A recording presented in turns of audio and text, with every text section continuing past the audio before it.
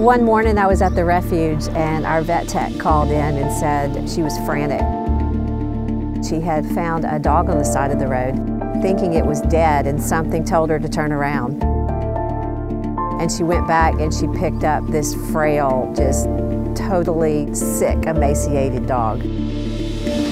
And when Barely was carried through the door, I took a picture from up above. I mean, his body was literally the size of his backbone. And I think it's one of the skinniest, saddest things I've ever seen in my life.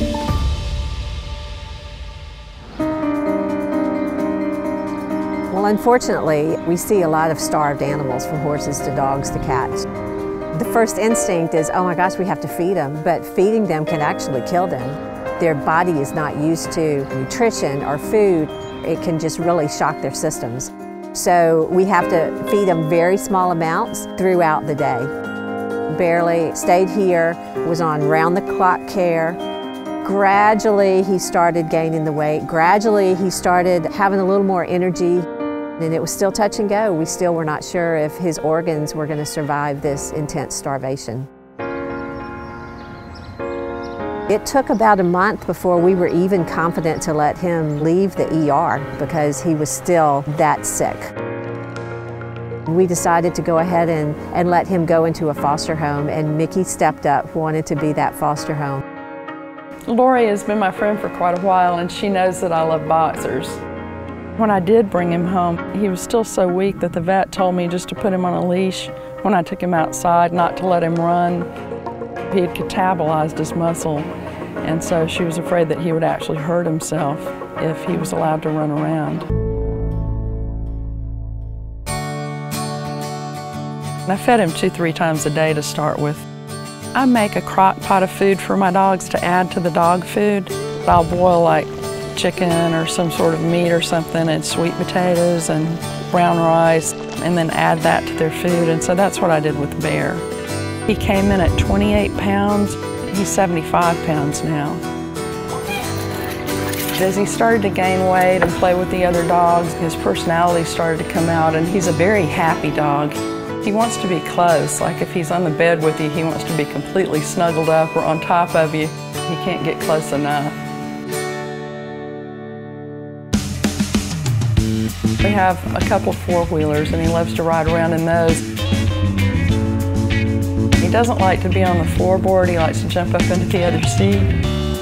The farm is pretty big, and so he likes to run. The thing he loves most is coming back to the house. He's just such an open, giving dog. I mean, he doesn't seem to have any memory of being abused or anything like that.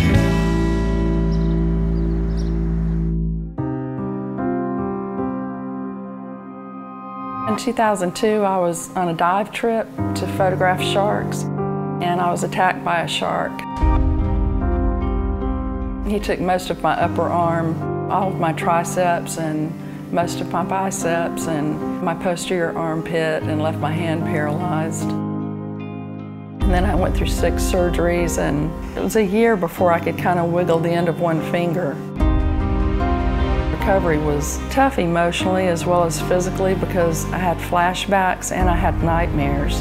I had flashbacks of what had actually happened, and then I had nightmares just about other terrifying things. Those took a long time to go away, like probably a year. I think the most important thing that I realized is attitude. Every day you wake up and you can choose to be happy and to put a smile on your face, or you can choose to go the other way and become angry and depressed and that. And so every morning, no matter how I was feeling, I just chose to put a smile on my face instead.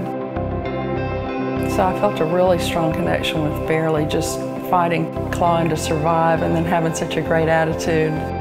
Just like I found out through my ordeal that attitude is so important, and Barely, his entire time that he was recovering and gaining strength and everything, he was just happy, grateful and happy.